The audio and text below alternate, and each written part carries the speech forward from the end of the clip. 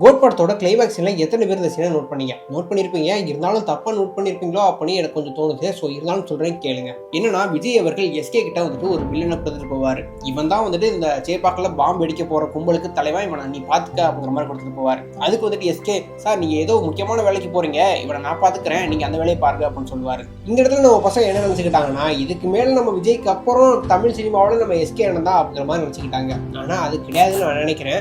ஆக்சுவலா எனக்கு என்ன தோணுதுன்னா, படத்துல பார்ட் 2க்கான லீட் இருக்குது. அதுக்கப்புறம் வந்துட்டு நம்ம விஜய் சார் இதுக்கு மேல ஒரே ஒரு படம் தான் நடிக்க போறாரு. அதுவும் வந்துட்டு ஹட்ச் வினோத் அவங்களோட டைரக்ஷன்ல தான் நடிக்க போறாரு.